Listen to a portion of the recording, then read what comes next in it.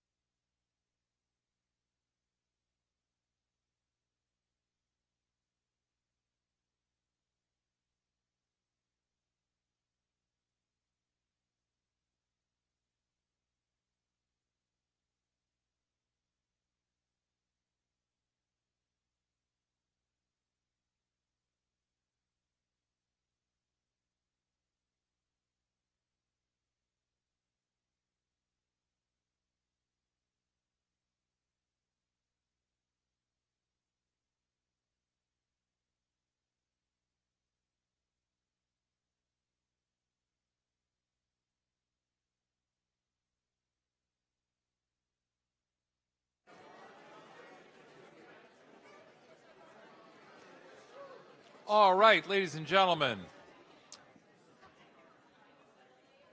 if we could ask the chambers to please come to a hush. Thank you so much for that. This is our Monday afternoon meeting of the Santa Clara County Board of Supervisors. The board has been meeting in closed session. That closed session has now been completed, and so we are at item number 5 on our agenda, which is to reconvene in open session. And following item number 5, having reconvened, we will move immediately to item number 6, which is the Pledge of Allegiance. So I can ask you all to please stand, and we will look to Supervisor Dave Cortese to lead us in the pledge to the flag. To the flag of the United States of America, and to the republic for which it stands, one nation, under God, indivisible, with liberty and justice for all. Thank you all very much. That takes us to item number 7, which is to consider recommendations regarding certificates of appreciation, commendations, and proclamations. And the clerk will display the voting panel on our screens, please, which will allow someone to make a motion to approve the recommendations. We have a motion from Supervisor Chavez. We have a second from Supervisor Yeager. We have Supervisor Wasserman mid-tech over there. I'm not quite sure what's happening, but we'll ask all 5 members to please vote on the screens. That having been done, we'll ask the clerk to please show the results overhead, and the motion carries 5-0. Thank you all very much. And then that takes us to item number 8, which is to actually present some of these commendations and proclamations. And we will turn to Supervisor Chavez for the first of those, and that is 8A. Supervisor Chavez, I look to you.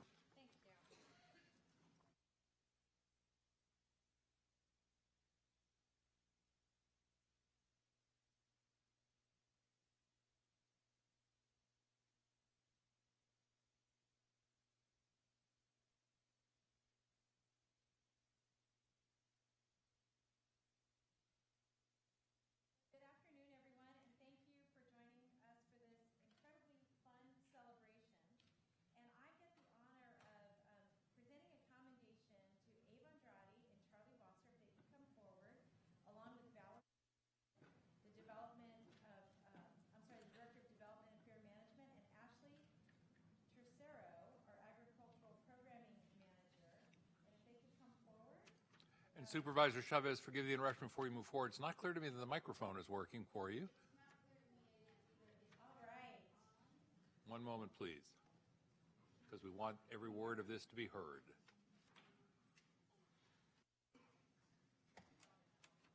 Hang on, we've got some tech support coming.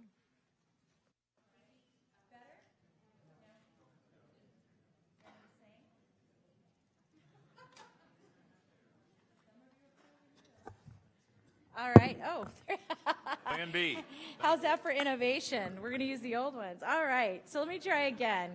I'm presenting a commendation on behalf of my colleagues at the Board of Supervisors to Abe and Charlie and the team on this momentum occasion. And you may be wondering, what is a momentous occasion? Well, let me tell you. As Executive Director and Board Chair of the County Fairgrounds Management Corporation and Chair, Abe and Charlie, respectively, have led the planning, implementation, and execution of the first Santa Clara County Fair that in 30 years where revenues actually exceeded expenditures. Give them a round of applause because people love that fair. And honestly, you can't imagine how difficult a task that really was. It required a delicate bringing together of traditional fair activity favorites, as well as some new additions to the schedule, which ultimately resulted in a vibrant event mixing animal husbandry and art exhibits and musical entertainment and performances and animal shows and races and activities for children, and the list really goes on and on. And my many thanks to these two and the rest of the Fairgrounds Management Corporation and their board. On behalf of the Board of Supervisors and our county's residents, Abe and Charlie, well done. Thank you, and we look forward to seeing what you get to do next year now that you've set the bar so high. So congratulations.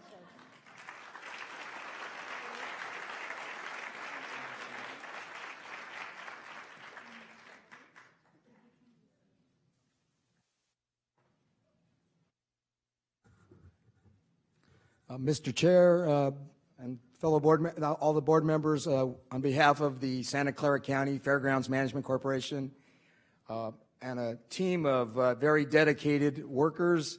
I'd like to thank you for this award and recognition of the great job that the staff is doing there to promote not only the annual fair, but all of our fairgrounds and venue. And thank you again for this great recognition, and we look forward to seeing all the board and everyone here at our 2019 fair, which will be celebrating our 75th anniversary of the fair. So look forward to all of you being there. Thank you.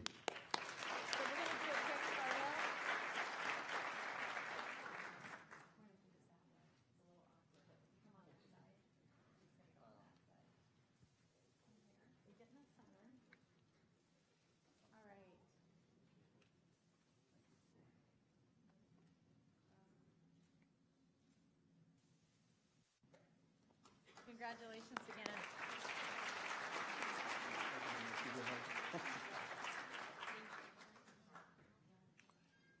Thank you all very much. And Supervisor Chavez, I believe you're up once again. Thank you very much.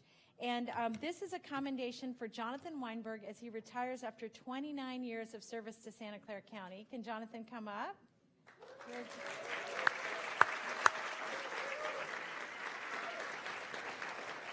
And Jonathan, do you want to bring up your wife or your family? Can I bring up my wife? I was going to say, is that the whole That's photography? my mom and my wife. Oh, whoever you'd like to bring up, come on up. Whoever would like to come up. Let's give them a little gentle encouragement, There you shall we? go.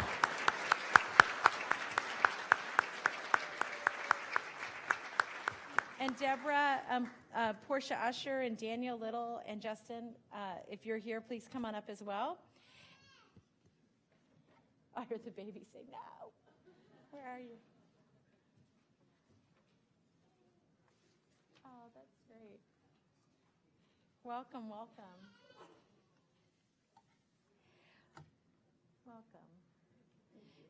I'm honored on behalf of the Board of Supervisors to present this commendation to Jonathan Weinberg after 29 years of exemplary service. In 1989, after receiving his master's degree in social work from San Francisco State University, Jonathan joined the County Social Services Agency Department of Family and Children's Services as a social worker. Jonathan has been a committed county employee, incorporating a strength-based perspective into efficient, empathetic, kind work, particularly when it came to working with our clients. And this has not gone unnoticed. He was promoted in 1999 to social worker supervisor in our dependency investigations. In 2003, he became a social services program manager 1. In 2009, he was promoted to social services program manager 3 for continuing services. And most recently, he served as a social services program manager 3 for our court services. He has been committed to the development of students and interns and our many, many staff, and training and assessment and engagement as an instructor with the Forensic Human Services Program and adjunct professor at San Jose State University. He's also been a staunch advocate of cultural humility and inclusion, as evidenced by his union leadership and his work with the Council for Cultural Excellence. Jonathan, on behalf of the Board of Supervisors, all our relatives, our residents, I have a big family, but not that big, and the clients, and frankly, clients over years and years and years who benefited from your kindness and your leadership, congratulations. And don't we let me give you a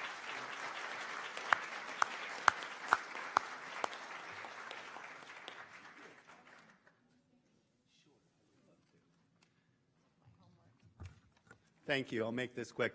I was not born in Santa Clara County, but I was raised here. From a little boy, I was educated in the public school system of this county. I met my wife, who's also a county resident. We have raised our kids and lived here, and it's particularly an honor to be acknowledged as a civil servant by my own community. That really is meaningful to me, and a privilege to work for, in my opinion, the best child welfare system in the country. So, thank you.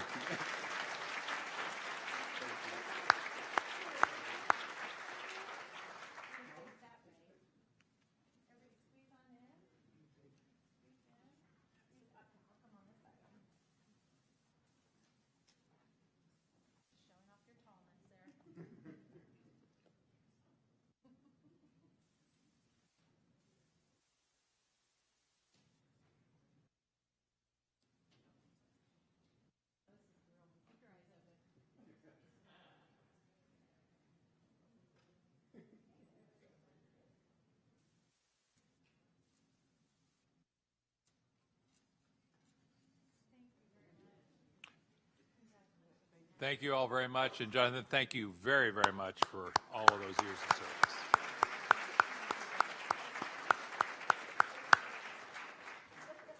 And we're going to turn now to our county executive for the next pair of commendations to be presented under item number 8.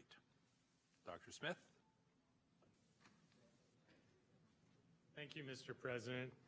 I want to just take some time to do a shout out to Jonathan, who is a great part of the child welfare system, and he's always there as an advocate, so I appreciate that, and we will definitely miss you. Okay, now it's my honor to present a commendation to Patrick Garcia for 32 years of service. Patrick. Where'd he go? Oh, there he is.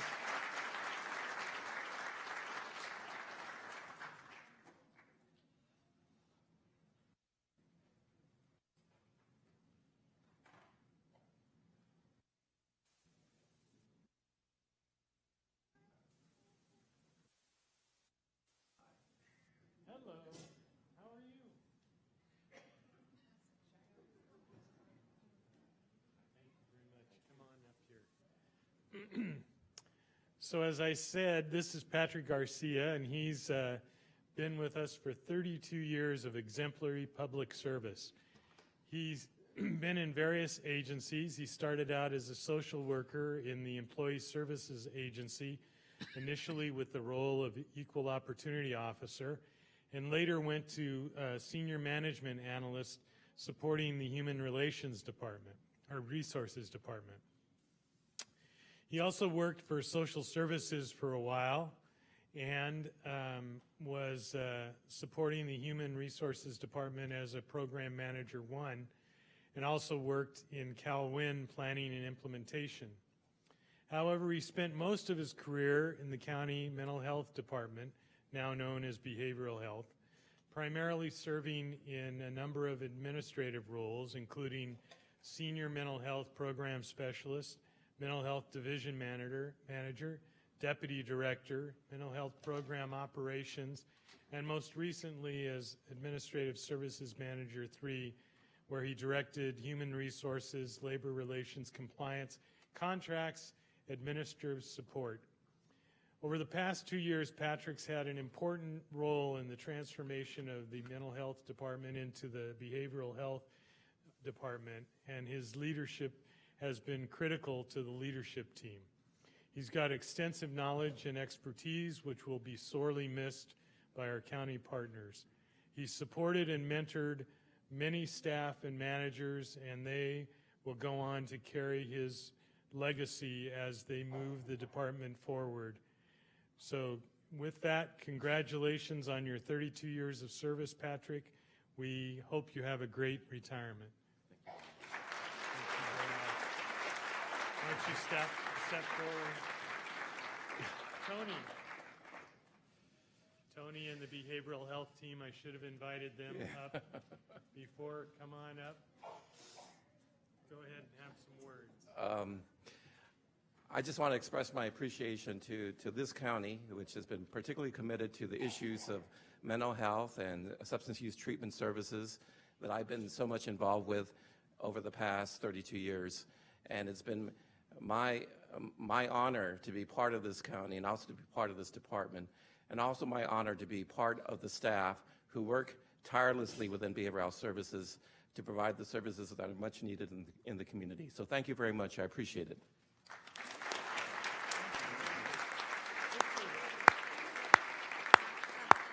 Say hello. Say hello. Hello. She's shy.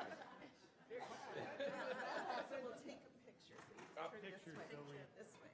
Here, get so you your can stand next to them.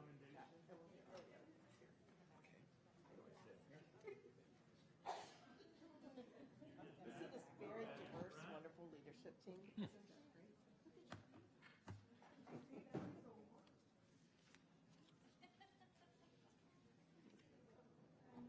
Okay, you're very tall and I'm short.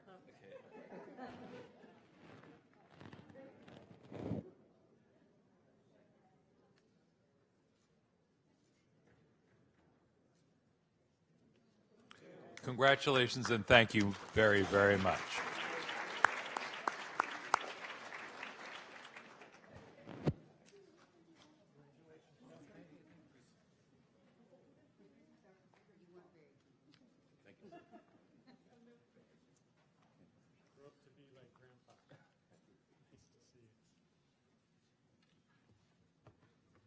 Okay, so that takes me to a commendation for Laura Perez for 30 years of service. Laura?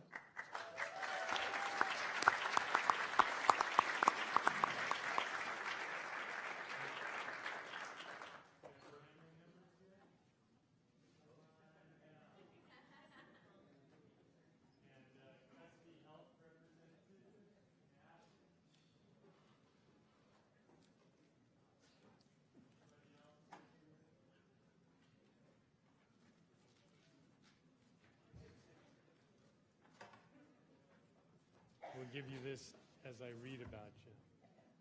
There you go. Come right on up. Pull.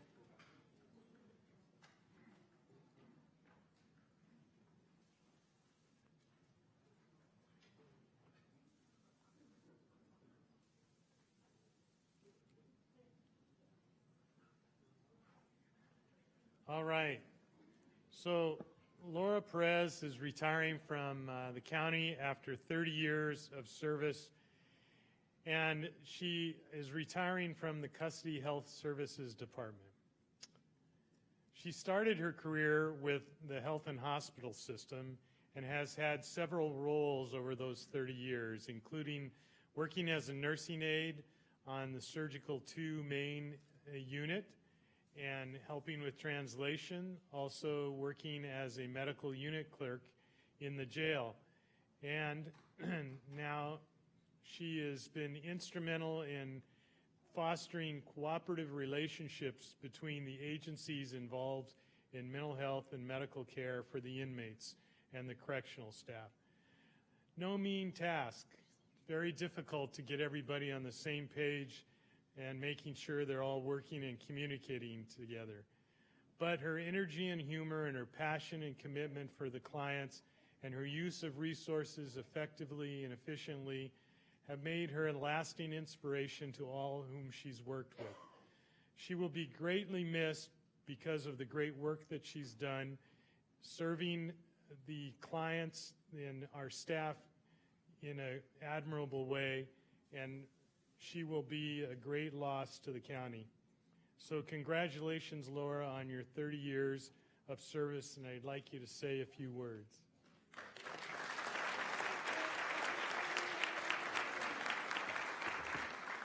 Well, I want to say thank you to the county because he gave me a paycheck, a good health insurance, a chance to give my kids a better life, and hopefully to spoil my grandkids.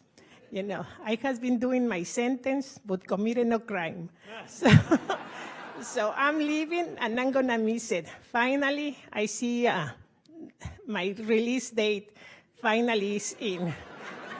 Took only 30 years. Thank you.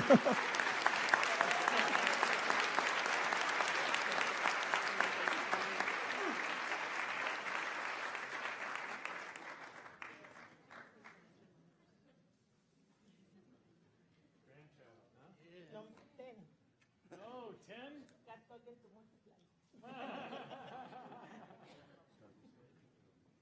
Everybody stand on in.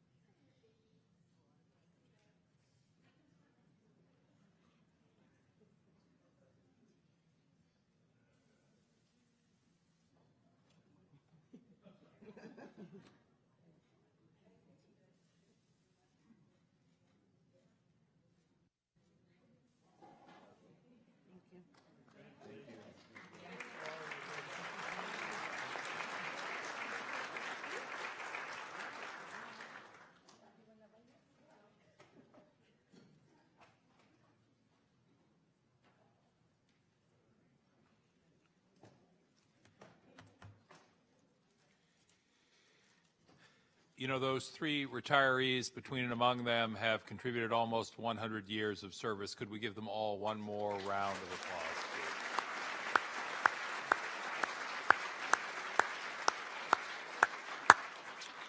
please? And Dr. Smith, we come now to item number 9, which is to present certificates of appreciation to Employee Excellence Award honorees for this month of December 2018. These are folks who we hope are sticking around with us for a little while, so would you please explain the process and welcome them forward? Well, this is the exciting time of the month where we get to award a few of our employees representing the 20,000 that aren't here because they wouldn't fit into the room. And so I'd like all of the award winners for today and this month to join me up here in the seats to my right and my left, and let's give them a big round of applause as they come up.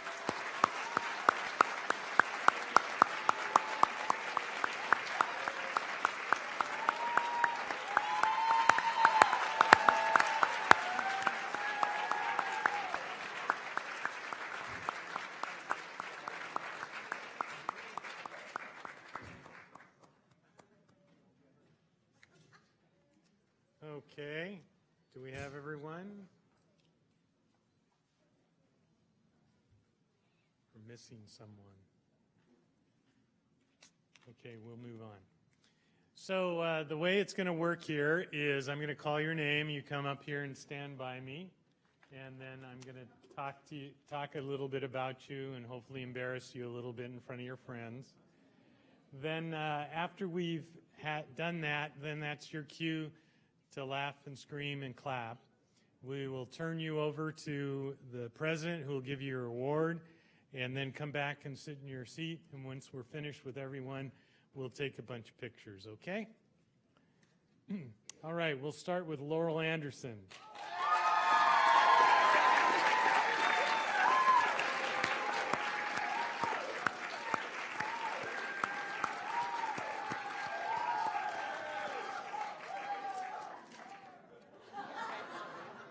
Laurel works in my office, not that I'm prejudiced. Laurel is currently functioning as the Interim Director of Communications and Public Affairs for the Office of the Executive, and the entire county has been with us for 17 years. And she's been exemplary in her leadership and commitment to the county and has exceeded expectations consistently and constantly. For the past 4 years, she's alternated her responsibilities between assistant director, acting director, and assistant director of the office, and during that time has been doing many management transitions in the office. She's constantly trying to keep ahead of the press, keep ahead of the board, keep ahead of the department heads, making sure that communication continues at the same time that there have been dramatic changes in her department. The Director of Communications and Public Affairs is currently on leave, and Laurel has been called by her right and left hand because she relies upon her knowledge, expertise, and strategic support to highlight all the county's initiatives and actions. Laurel's proactive, reliable, resourceful, trustworthy, and committed to fiscal responsibility. She's routinely entrusted with highly confidential work and displays grace under pressure, dedication to the organization, and she's great with the press. Laurel's leadership extends to managing the office, making budget-related decisions, creating new positions, interviewing and hiring staff, and collaborating across departments who don't necessarily agree with each other on the priorities for the county.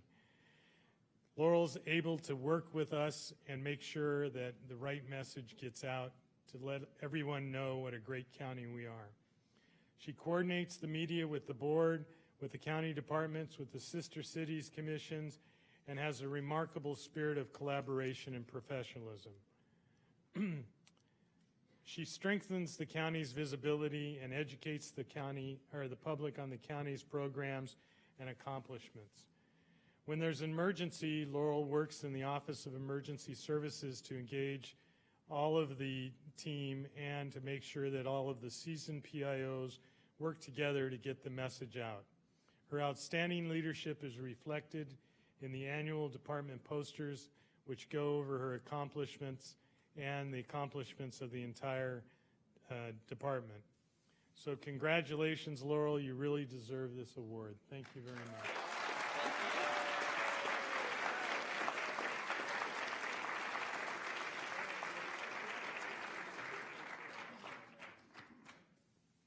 Sudeshna Chan. Did I sort of get that right?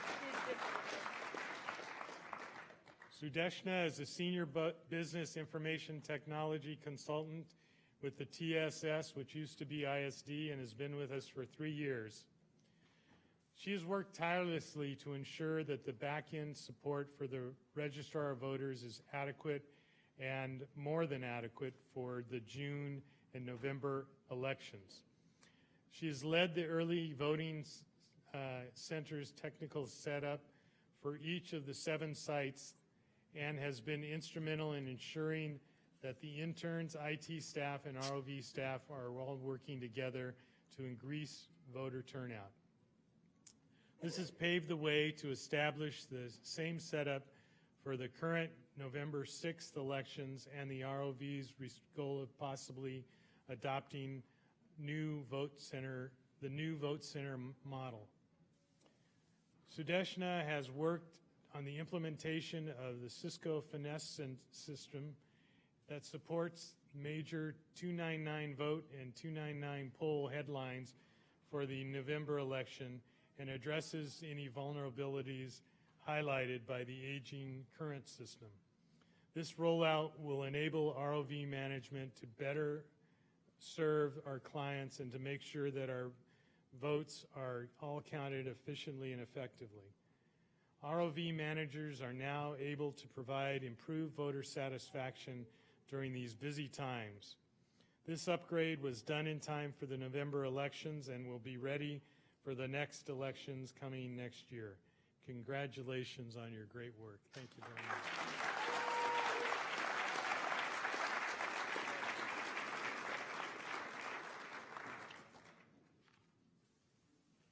David Strausner.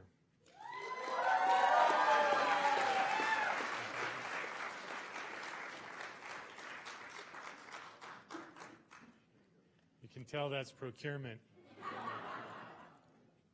Powerful, small right now, but to get bigger soon. David's been a buyer 3 with the procurement department. Be proud, stand out there. He's been with us for 3 years. David began his career in the procurement department in 2013 as a buyer assistant.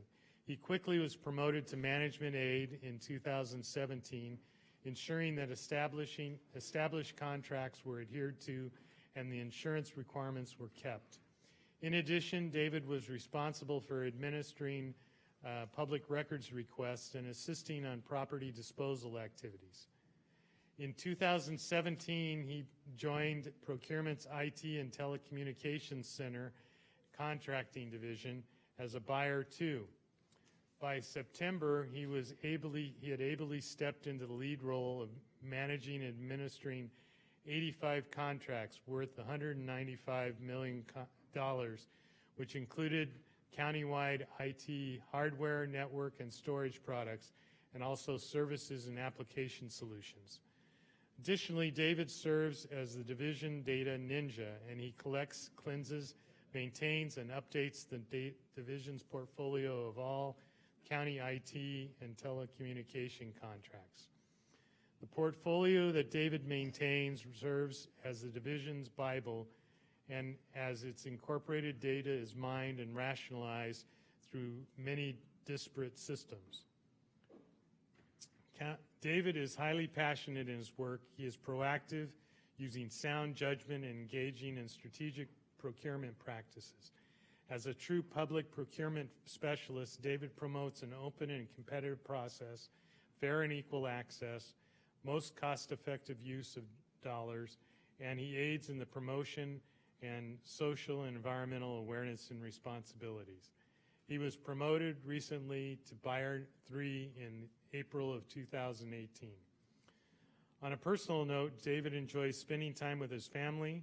He and his wife Rose have been married for 11 years and have children who are 11, 9, 6, and 4. That's a full house. Weekends are filled with sports activities, and spending time with him and his children is a great time at softball and cheerleading. David also coaches his daughter's football team. Congratulations, David. Great job.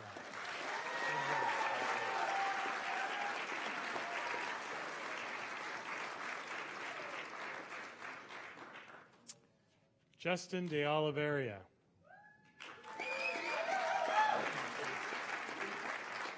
Did I get it right?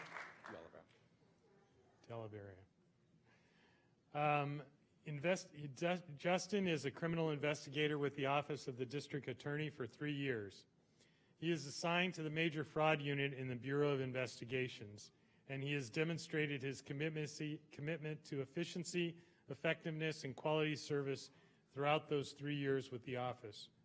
He spent 6 days testifying during a 4-week-long gang trial where he managed very difficult fraud caseload, demonstrating his efficiency and effectiveness. He offers quality service to his victims and is dedicated to help them during and after the completion of their cases. For example, he once visited a victim who sounded unwell on the phone and discovered the victim needed immediate medical attention. Investigator de Oliveira always demonstrates ethical conduct reflecting honesty and integrity, which are vital in ensuring justice in our society today. Because of his good character, he is highly respected by his peers, and the attorneys want him assigned to their cases with priority. He shares a mutual respect for his colleagues in his office and always finds time to assist. Justin leaves no stone unturned and never shies away from hard or difficult work. He's receptive to and generates creative solutions to many problems. He has demonstrated innovation and flexibility in his work by turning falsely recorded document cases into multi-agency investigations. He also upholds fiscal responsibility by managing his caseload and collateral assignments wisely and without excessive overtime costs. Congratulations, Justin. Good job.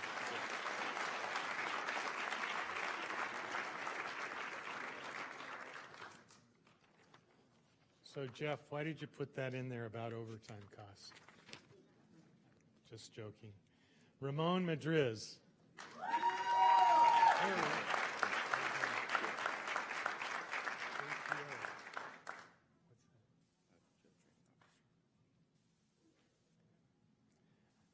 Ramon is a sheriff's correctional deputy with the Office of the Sheriff for 6 years.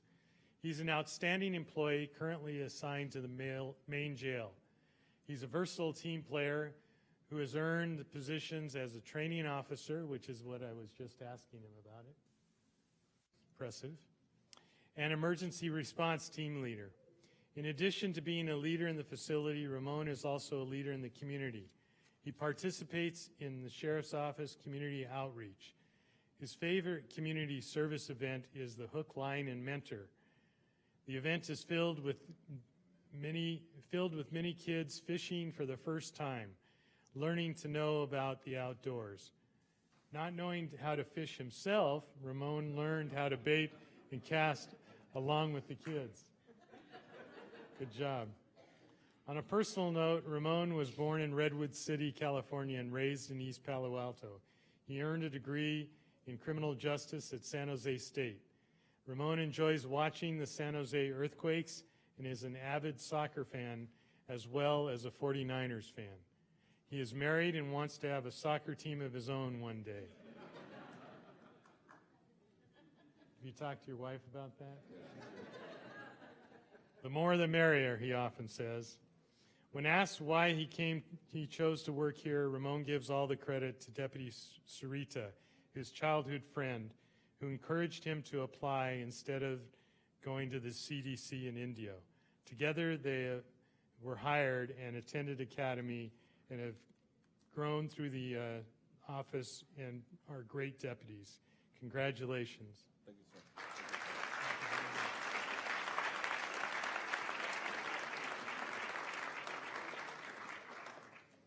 Letitia Kim.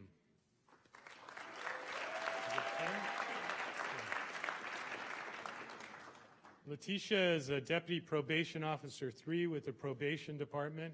Has been with us for 28 years. Wow. Started when you were 10, huh? Okay.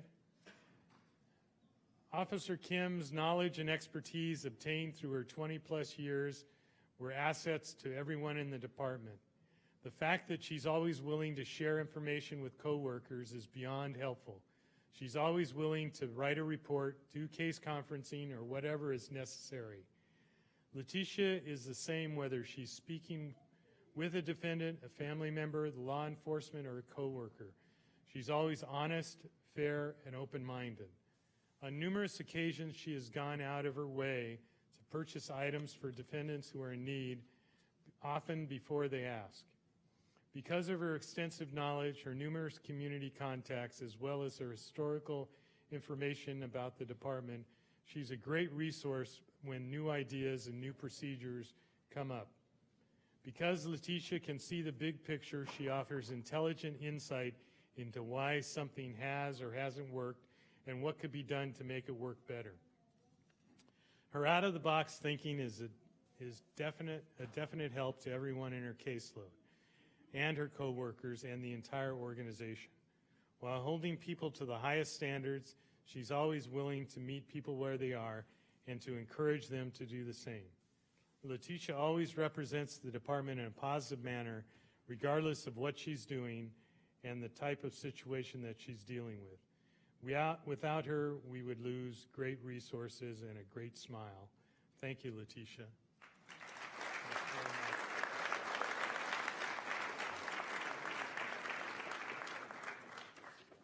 Dina Geldridge.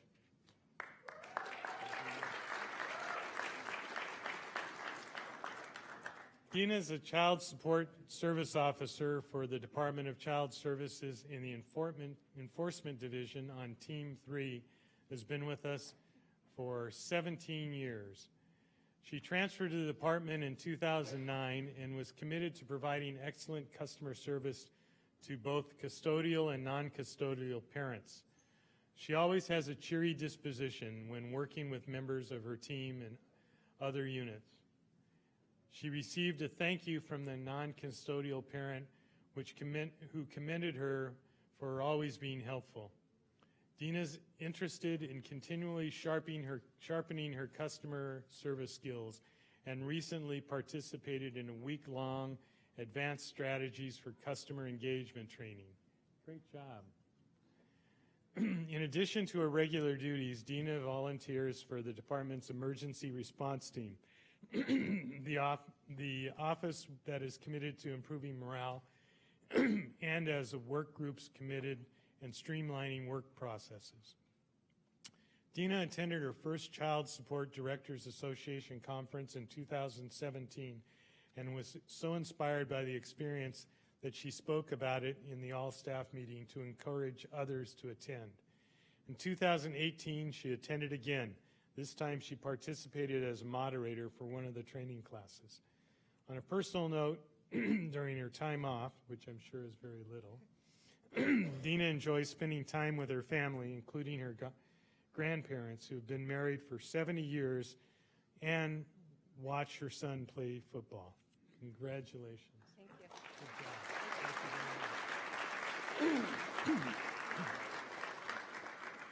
you very much. That's a very hard job. Good job.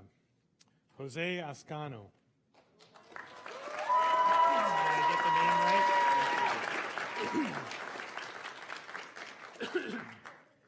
Jose is a management analyst in the Social Services Agency, has been with us for 3.5 years. He is dedicated to public service and works in the SSA office in the Contracts Management Division. His work is above average, way above average. Jose not only has a strong work ethic, he strives to promote excellence in the procurement process and asks timely, accurate, and highly qualified questions and has great expectations for the department. Jose understands that tasks need to be completed on time, but his understanding of the community needs and the importance of seamless and uninterrupted services takes priority. Although Jose currently holds a very heavy workload, he includes oversight of 43 contracts with an annual budget of $14.5 million. Jose continues to strive for excellence and go above and beyond the call of duty to support his primary customer, the Department of Family and Children's Services. Through his efforts, commitment, and hard work, many lives are impacted positively in the county, and we feel Jose is a perfect candidate to be recognized. It's amazing, $14 million worth of services to people in the community, families and children.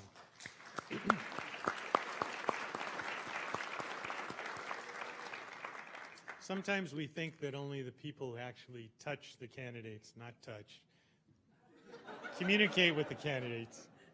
Our clients are the ones that do great work, but obviously it's everybody in the county.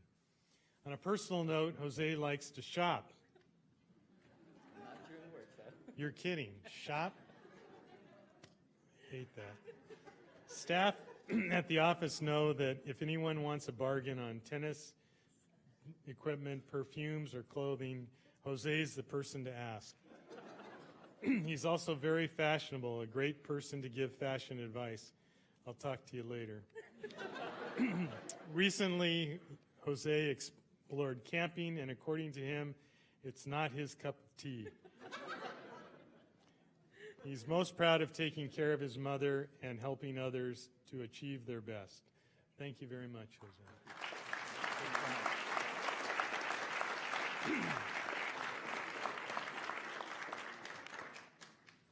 Rocky Edward Ocampo.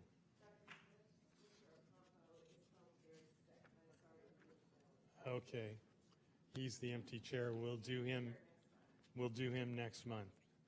Ignacio Torres.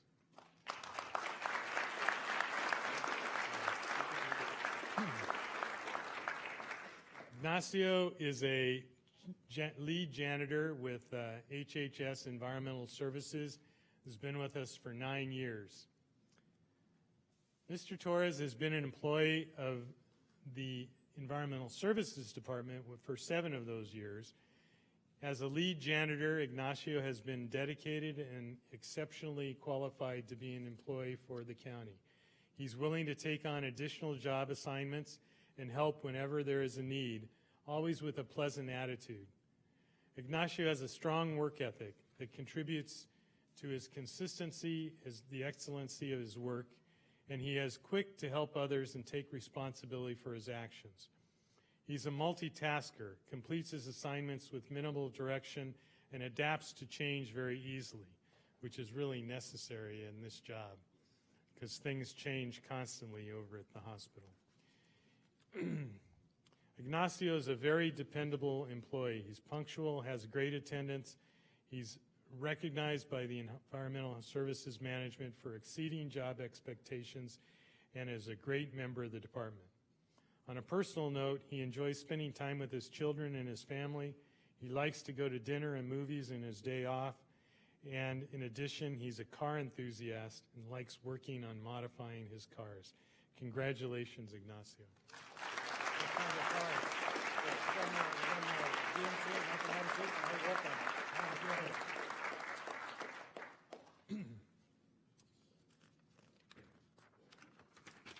So, I think that covers everyone. So, a big round of applause for everyone.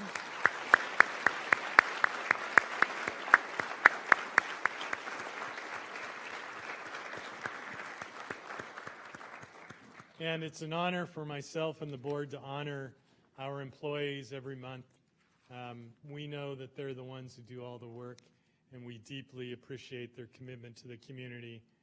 You could probably make a lot more money and have a lot easier job in another place, but we know that it's your commitment to the public, your commitment to service, your commitment to the community that makes you stay here, and this is our small way of honoring that. So congratulations to everyone, and join us in a round of pictures.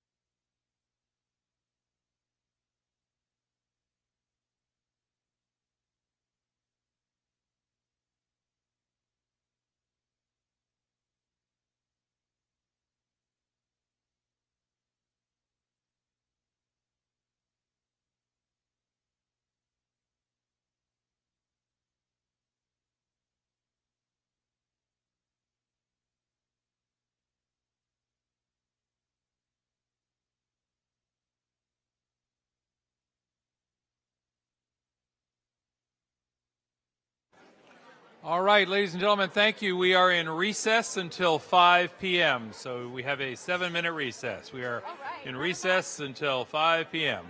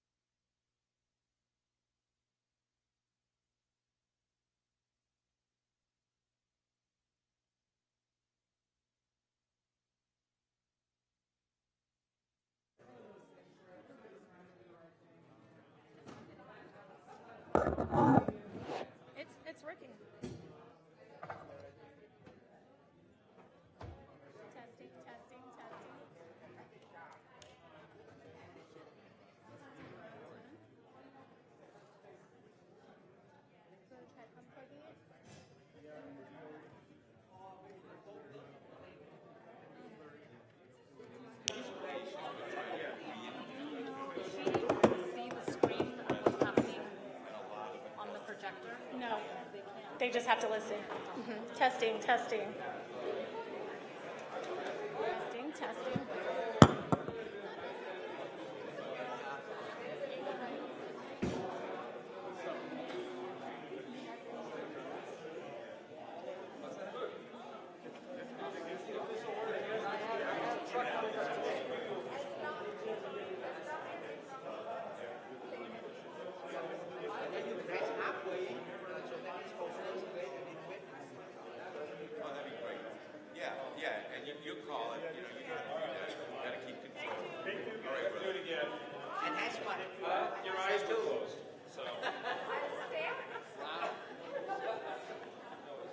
So we need to turn.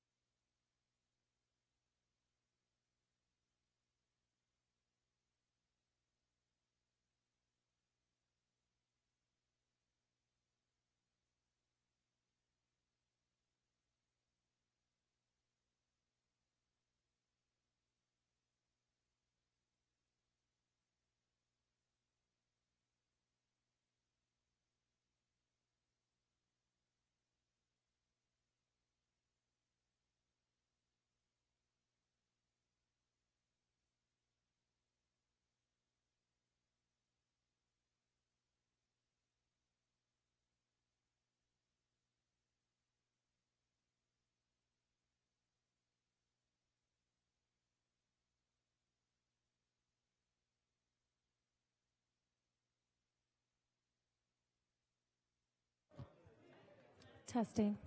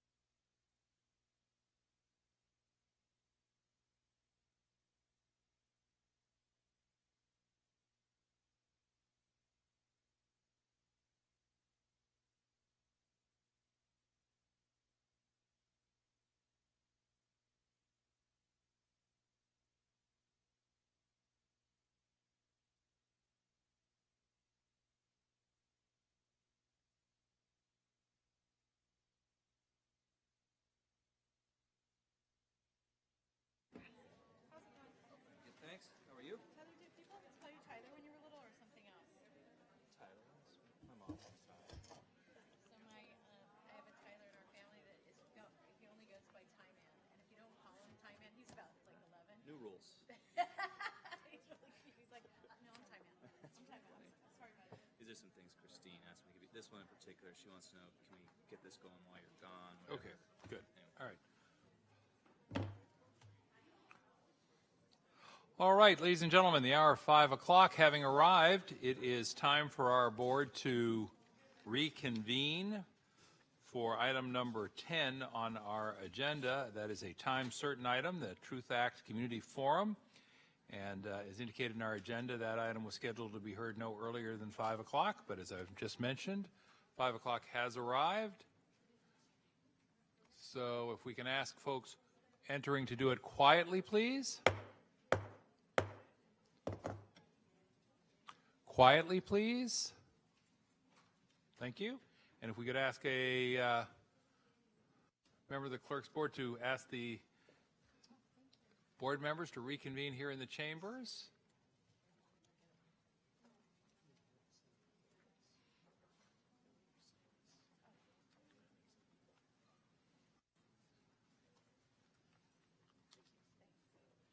Once again, if we could ask all of the members, all 5 members of our board, to rejoin us here in the board chambers, please.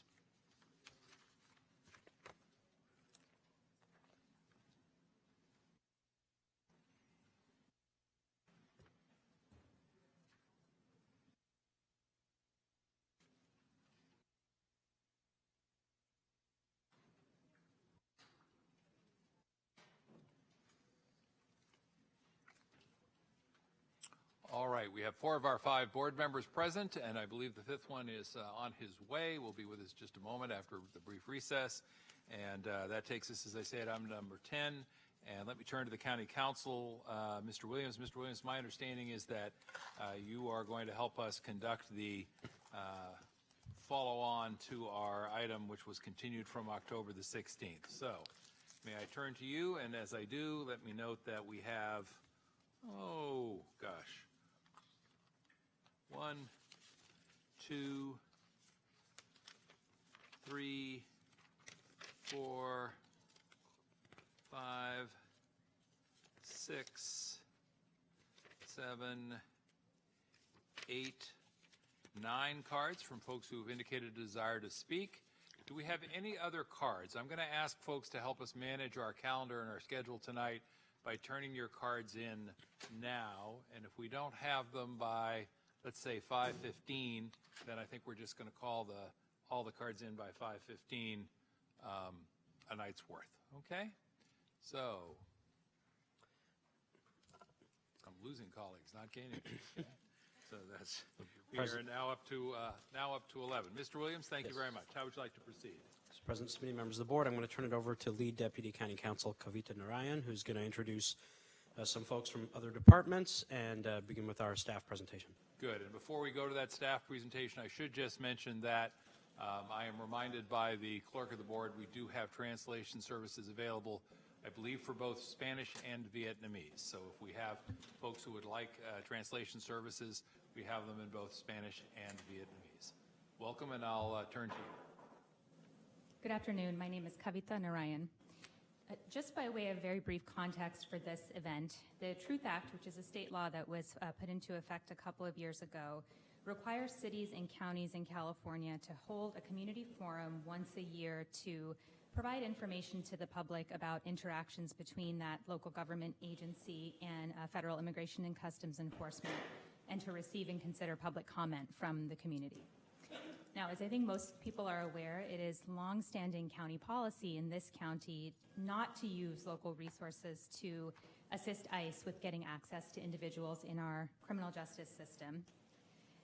In fact, county policy strongly prohibits employees and officers from providing any personal information about county residents that they may collect in the course of providing county services to our community, to ICE to assist with immigration enforcement efforts. In addition, as of November 19th of this year, ICE's access to the county's local criminal justice database, known as CJIC, has been terminated. So what that means is that ICE can no longer go into that system and see information about local arrests or court dates, jail release dates, probation appointments, and other information of that type for immigration enforcement purposes. Instead, if ICE wants any information from the county for criminal enforcement purposes, which it also does as it's a law enforcement agency, it would need to send a subpoena to the county. The county previously noticed and held a Truth Act forum, the sort of first installment of this event that we're here for today, on October 16th to provide an opportunity for dialogue with the community about county operations and practices.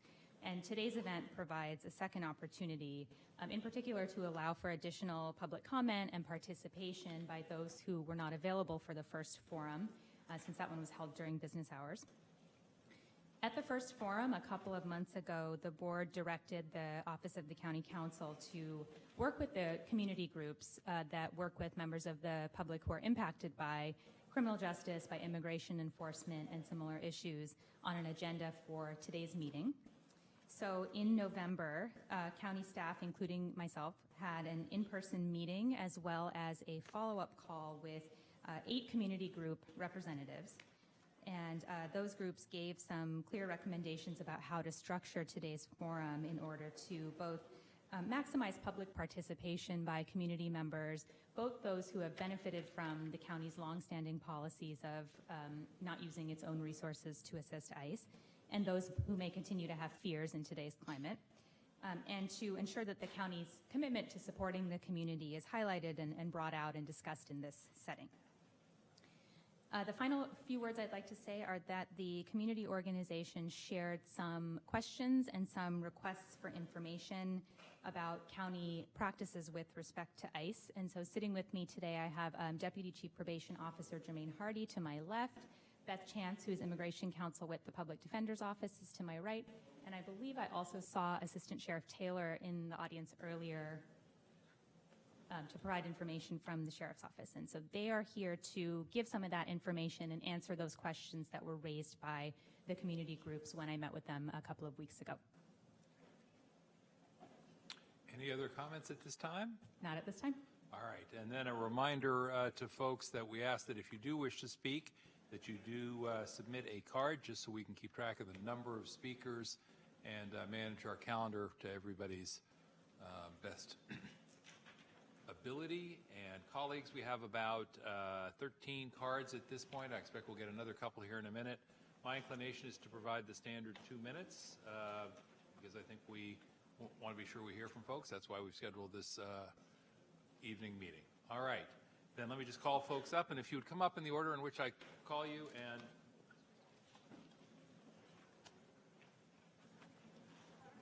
Supervisor Chavez. Thank you. Were we going to have a presentation from Priya first, or no? There was a PowerPoint submitted by the Santa Clara County Fire Coalition that was attached as a supplemental, and I believe they wanted to present that as part of their comment. Oh, got it. Okay, thank you. All right, and are we going to do that in 2-minute chunks? All right, let me work a little bit with the clerk here real quickly, and if everyone would just listen up carefully so I can make sure I'm communicating the process here. We do have a requirement that if folks want to use the audiovisual equipment, and I'm reading from the board's agenda materials, that persons wishing to use the county system to present audiovisual materials when addressing the board must provide the materials to the office of the clerk of the board at least 2 business days in advance of the meeting, so on and so forth. And then, so the first question is to the clerk of the board, did we get materials submitted consistent in that fashion?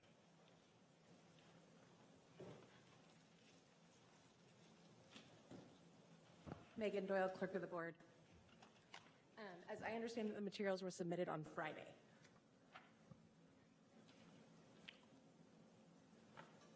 Okay, well, where I come from, Friday is a business day, so is Monday, and so is Tuesday, so that's 2 days before.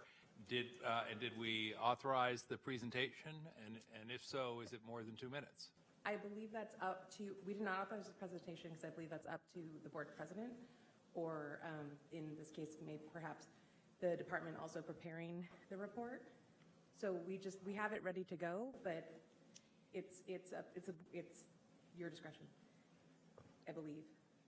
Okay. Whose presentation is it, if you just stand and raise your hand? It's Priya. And how long does the presentation take? It's no more than 5 minutes. And how many people are presenting it? Okay. Colleagues, your call. What would you like to do? That would be great. All right, great. Then what would you like to present now? Would that be helpful? And then that'll give folks other things to do. And then, Mr. Williams, why don't we do this? After we hear the 5-minute presentation, why don't we let you and your office respond if there's anything to respond to, and then we'll go to the folks whose cards we have. All right, come on up. Thank you. And we do have, I believe, handouts of the same document, yes? Yes. All right, thank you again. Will someone be moving forward the presentation? Oh, it's here. Thank you.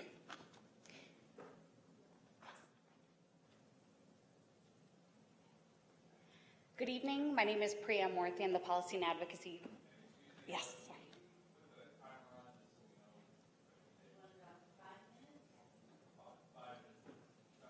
Yes, that All right, works. let's Thank go. you. Good evening. My name is Priya Moorthy. I'm the Policy and Advocacy Director at Siren, Services, Immigrant Rights and Education Network, and we are also the co-convener of the FIRE Coalition, whom we've been working with alongside with County Council, the Office of Immigrant Relations, for today's Truth Forum. And we greatly appreciate the opportunity to have a second installment of the Truth Forum for community members to be more actively involved in these conversations. Just by way of background, regarding the FIRE Coalition, if I can get this to, not sure where to point. Thank you.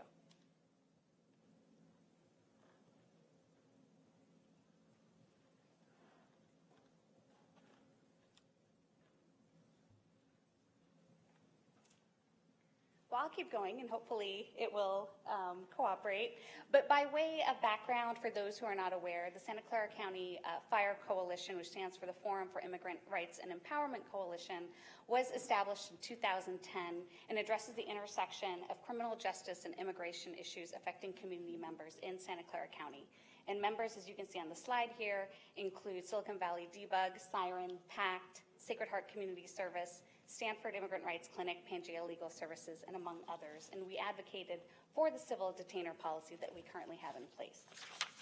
The purpose of the presentation today is mainly to provide a grounding for the community and for you all here in the county around some of the state and local policies that relate to the issue of immigration and criminal justice systems. So I just wanted to provide a brief overview because it can be kind of complicated and confusing in terms of the various different laws that are in place, in terms of how they impact community members and how they differ from one another in areas where the county may want to consider in terms of making sure that as many community members are protected as possible. To start off with, as you all know, the purpose of today's forum is triggered by state legislation called the Truth Act. And what the Truth Act does is that it brings transparency to local jail entanglement with immigration enforcement. And it was enacted at the state level and signed by Governor Brown. In a nutshell, some of the protections that are provided by the Truth Act include prior to an ICE interview with an individual in custody, local law enforcement must provide written consent forms explaining the interview purpose and that the interview is voluntary and may be declined, or an individual can request that an attorney be present. In addition, if local law enforcement provides ICE with notification regarding release dates and times, it must also provide the same notification to the individual and their attorney. And the local legislative body, as we're seeing here, must hold a community forum annually if local law enforcement does allow ICE access to any individual. Now, clearly, in some ways and in most ways, our county policy goes beyond that, but just to provide some context on state legislation. Another piece of legislation that affects the rights of individuals who may be encountering local law enforcement who have communication systems with ICE is the California Values Act. Again, a state legislation that was signed by Governor Brown. And specifically what this does is that it prohibits all immigration holds, regardless of the type of criminal offense or conviction that's at hand, prohibits all arrests of civil immigration warrants, prohibits 287G agreements, prohibits asking about immigration status or using immigration agents as interpreters, prohibits sharing personal information with ICE unless publicly available, or notifying ICE of release dates except for certain criminal offenses, prohibits transfers to ICE except for certain criminal offenses, or if there's a criminal warrant or probable cause of a federal criminal immigration law violation, prohibits arrests for unlawful re-entry with certain exceptions, and prohibits interviews in jails and in prisons. Of course, now we come to our own county policy, and I'm sure all of you know it well, but for the purpose of the community members, and just as a refresher, since it's been a while since we may have talked about it, our own policy goes beyond state legislation in many ways. But in addition, there are certain gaps or areas where it could be updated in light of both ICE tactics as well as state legislation that's on the books. So specifically, our policy allows the county to hold adults for 24 hours for ICE if the federal government reimburses costs, allows for holds for those convicted of serious or violent felony offenses, and is currently in custody or convicted within the, quote, washout period within the past 10 years or released within the past 5 years, prohibits ICE access to individuals in county facilities absent a criminal warrant, and prohibits responding to ICE inquiries regarding incarceration status or release dates. Very briefly, I just want to go over some recent trends that you'll hear more about in public comment. The fact that ICE has accessed county jails in 2018. ICE has presence at county probation. ICE has been present and near courthouses. I apologize. May I have 30 more seconds? Please, go ahead and finish. Thank you. We have received, as community-based organizations, reports and calls from individuals arrested by ICE soon after they've been released from custody. And we are aware that the county has contracts with certain companies that share data with ICE, including Vigilant Solutions and Palantir. So very briefly, and I know the agencies will be responding to this, we had posed some questions in our planning meetings with County Council and the Office of Immigrant Relations to the county that have been forwarded on to the agencies. And specifically, we are looking forward to hearing more about the number of ICE attempts to access our county databases and facilities, whether ICE continues to be present at probation offices in the county, the status of the elimination of the place of birth field in our criminal justice system and the overhaul of the jail management system and other county databases, the possibility of an enforcement mechanism within our current detainer policy, and if available, a list of existing contracts with corporations sharing information from ICE and CBP. Thank you so much. Thank you very much. And we're going to ask that folks hold off, please, on applause, booing, hissing, any of that stuff. We just want to make sure that everyone who comes up feels comfortable sharing their point of view, whether it's a majority point of view or a minority point of view. So I appreciate your willingness to hold back in that way. Let me go to Mr. Williams and see if he has any comments before we go to the cards that you all have been kind enough to submit. And at this point, we've got cards from everyone who's going to be a speaker tonight. We said 5:15, and I think we have to honor that, folks. I'm sorry. So let's go right ahead. I just wanted to provide a little bit more information and some context on a couple of things that were pointed out in the presentation. I appreciate that it was called out that the county actually has very robust policies in this area and is really a national leader in separating out civil immigration enforcement from other activities and making sure the county's resources are focused on public safety considerations and not civil immigration enforcement. With respect to slide 5 that was presented, I want to provide a little bit more context in terms of the county's existing policies just for the public's benefit. Board Policy 3.54, which is the civil immigration detainer policy. Excuse me, Mr. Williams, if you're going to speak to slide 5, could we ask somebody to put slide 5 up on the screen?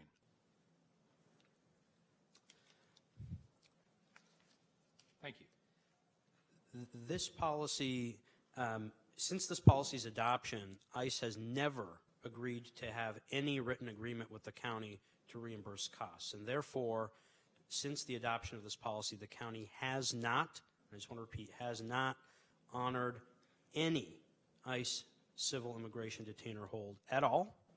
And so the conditions that are laid out in the policy around 24 hours, if there were certain people with certain felonies, none of that has been applicable because the triggering clause is a written agreement with the federal government, and there has never been a written agreement presented. There's never been a written agreement adopted by the Board of Supervisors, and I think that's a very important point that the community should be aware of, that since the adoption of that policy in 2011, the county has honored no civil immigration detainer holds. The other point that was not included in the presentation that I think is equally, if not perhaps more important, is the board also adopted in 2010 a resolution that discusses non-cooperation with ICE on civil immigration issues. In that resolution, this 2010 resolution, it affirms that no county department, agency, officer, or employee shall initiate any inquiry or enforcement action based on immigration status. No provision of county services would be based on immigration status, and no county funds or resources will be used to provide ICE with any information or any assistance in the enforcement of federal civil immigration law. And in fact, to that end, for county contracts, because that's an item that came up, I think, on the next two slides briefly, we are very mindful of these issues, and we have taken very robust actions to ensure that contractors preserve and protect county data.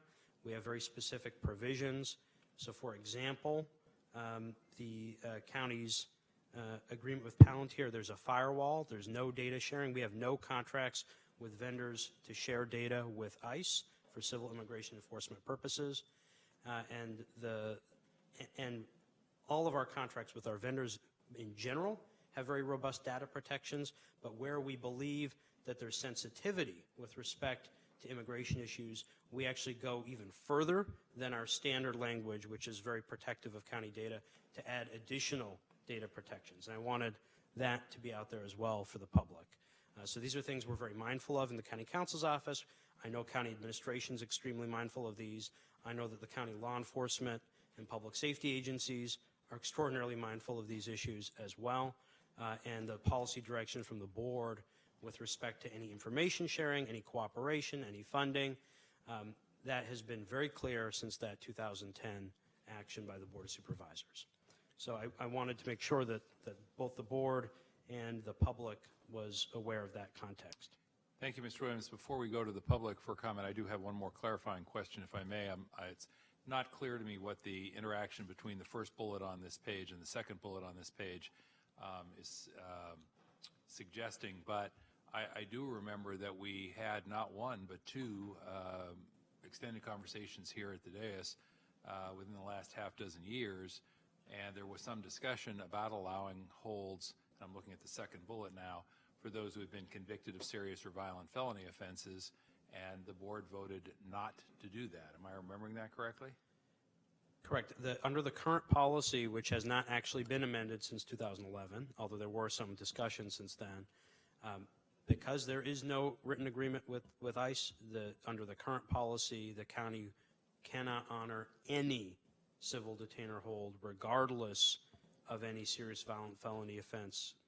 And again, trying to understand the language here, had there been a written agreement with ICE, which had, which contained a provision for the reimbursement of costs, would the hold then have been limited to those convicted of serious or violent felonies? Is that the intersection that's being suggested here? Yes, that is correct. Okay. Yes. Okay, that's the basis for my misunderstanding then, which is that there was a limit in the 2011 policy, even if there was a cost reimbursement. Yes, that is correct. So under the 2011 policy, if there had been an agreement, there were narrow categories. But like I said, there has not been an agreement. No agreement's ever been presented to the board, and ICE has, by the way, never indicated any willingness to even consider an agreement, not that there have been any discussions in many years on that front. So. Thank you. We have cards from Karina, Lorena Guzman, Miguel, Elicio Aceves, Ariadne Zarate, Embar Gonzalez. Why don't we ask you all to come on up? If you come up as quickly as you can, please, so we can get to people. Followed by Jayashri Shrikant. Forgive me, Jayashri. Followed by Hector, followed by Veronica Avendano, followed by Cecilia Chavez. All right, who's there? Pretty sure you're not Karina, but why don't you come on up and tell me who you are? Eliseo? Please, come forward. Do you need translation or no? Sí. Momentito, por favor.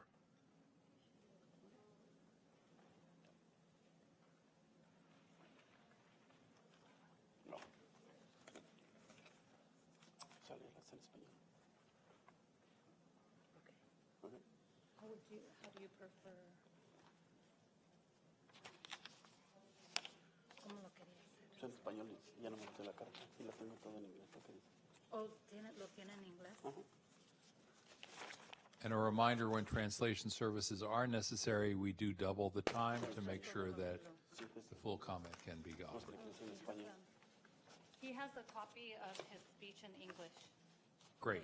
Why don't we hand that to the clerk of the board, ask the clerk to make sure there are copies for all of us here at the dais, and then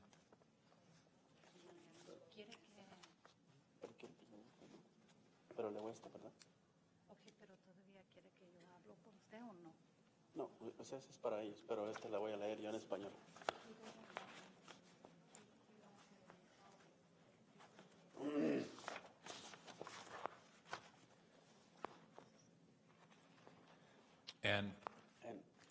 ¿En inglés o en español? En español. Buenas tardes a todos. Hola, mi nombre es Eliseo. Soy un líder con Siren. Gracias por tener estos foros. Es muy importante que la comunidad tenga este espacio para comunicarse nuestras necesidades como inmigrantes, como yo, en el condado de Santa Clara. Estas son las recomendaciones que nosotros son necesarias para mejorar la confianza y indicar el miedo a las comunidades indocumentadas. Y lo siento, momentito, por favor. So, is there a translator now? Please?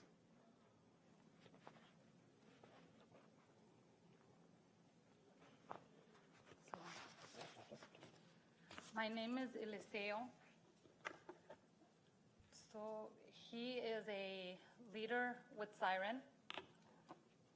He's thanking you for having this forum. It's very important for the community to have.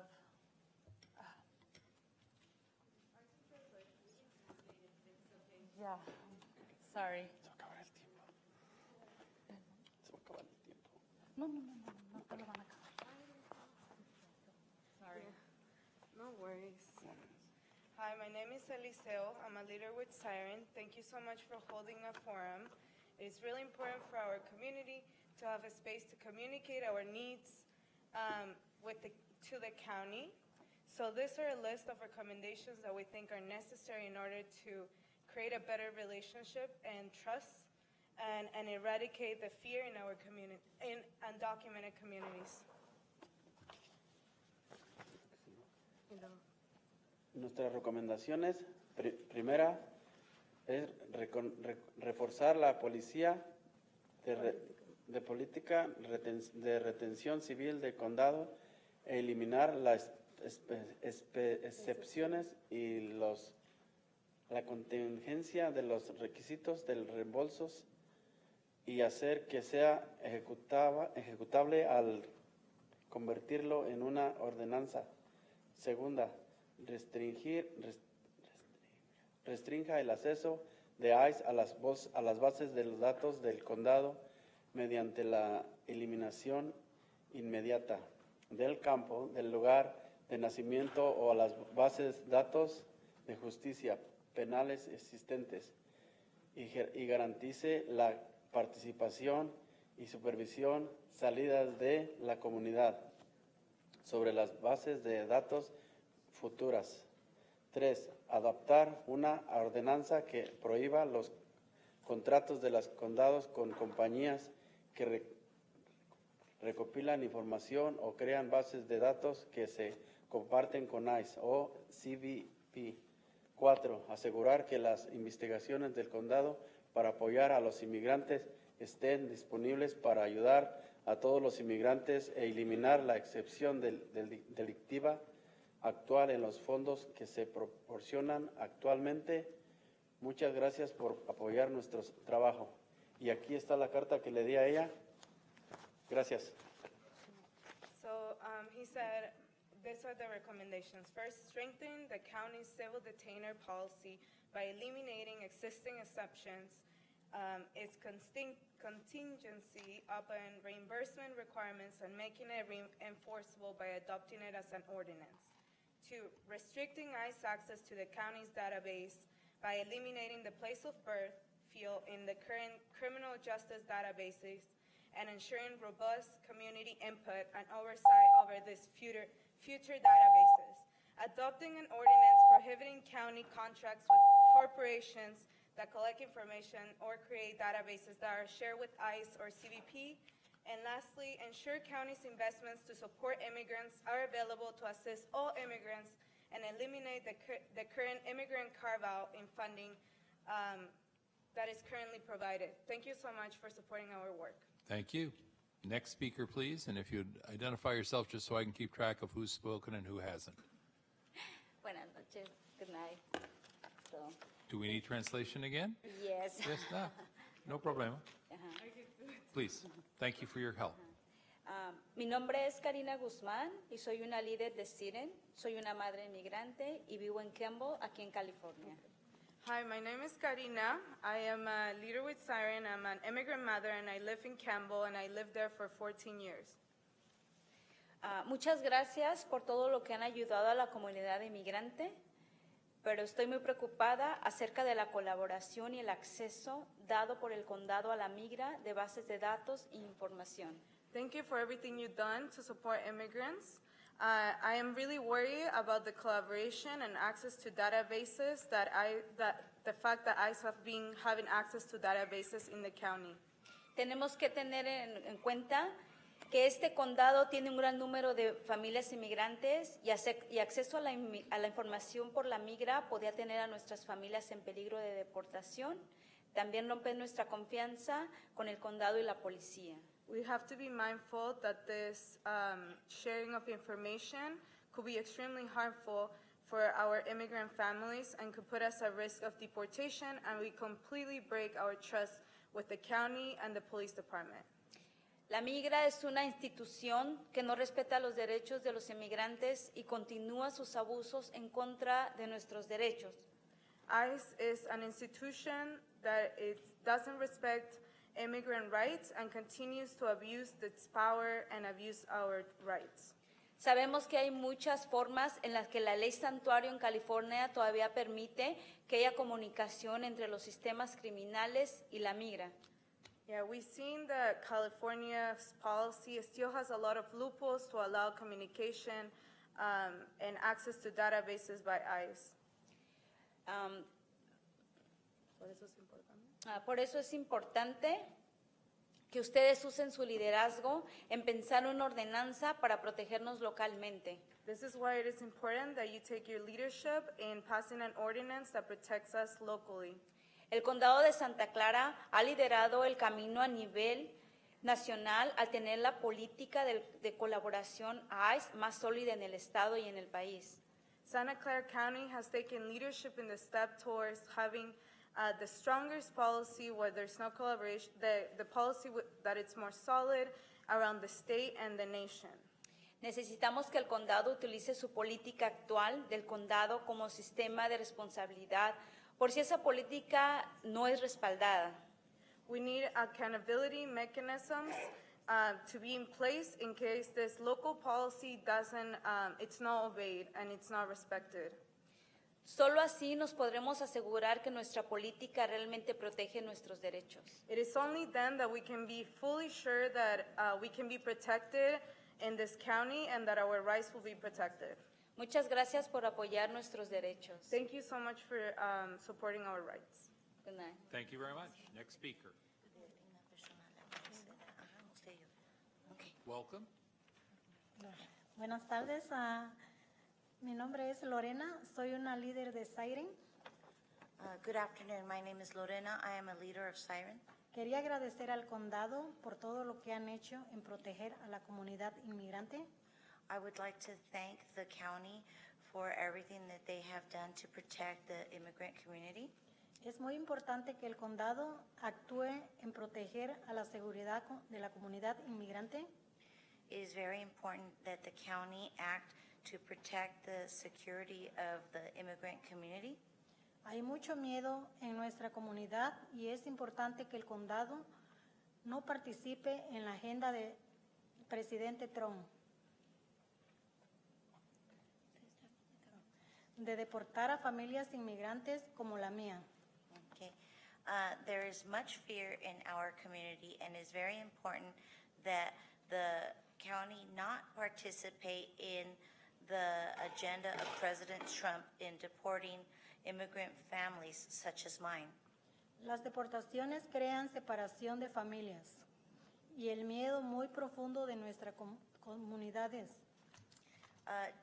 Deportations create separations in families and a very profound fear in our communities. Estoy contenta de saber que el condado está dispuesto a tener foros de la comunidad como el de hoy. I am happy to know that the county is open to having forums for the community, such as the one that we're having today. Y me gustaría que esto se realizara todos los años. And I would like for this to take place every year. Espero que el próximo año tengamos un foro para la comunidad como este. I hope that the next year we have another forum for the community such as this one. Y que el condado pueda pasar una ordenanza de proteger a nuestros derechos. And that the county pass an ordinance in order to protect our rights. Es importante que nuestra comunidad se sienta bienvenida en nuestro condado. It is important that our community feel welcomed in our county. Para poder seguir participando en nuestras comunidades. So that we can continue to participate in our communities. Muchas gracias por apoyar a nuestra comunidad. Thank you very much for supporting our community. Gracias. Thank you very much. And our next speaker is? Thank you. Yes. Okay. Hello, my name is Ariadne Zarate. I am a siren leader, and I'm also a junior at Del Mar High School. I have had many people close to me deported in the past due to offenses and have seen firsthand the effects of deportations among immigrant families. It is unfair that immigrants and refugees are considered less than citizens just because of our undocumented status. Deportations have long-lasting consequences, and they affect the entire community.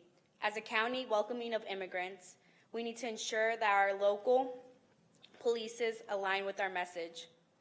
ICE continues to attack our communities and have persistently tried to enter county facilities this year. We need the Board of Supervisors to protect our families and pass an ordinance to do not allow ICE into ICE facilities without exceptions. When you allow ICE access, county facilities, you break our trust. We need our county to do more for immigrants and make our local policy stronger. We need a local ordinance with clear enforcement mechanisms and mandatory training for county employees to ensure that immigrant rights are protected. Immigrants, like all human beings, commit mistakes and have lived complex lives. We need to protect all immigrants regardless of their past mistakes and allow immigrants to fully integrate into our community. Thank you for your time. Thank you. And our next speaker is, welcome. Hello, my name is Amber Gonzalez. I'm also with Siren and a community member here in Santa Clara County. And for the most part, as we pretty much have established, I would believe the county has done a pretty good job in maintaining little collaboration with the Immigration and Customs Enforcement officials.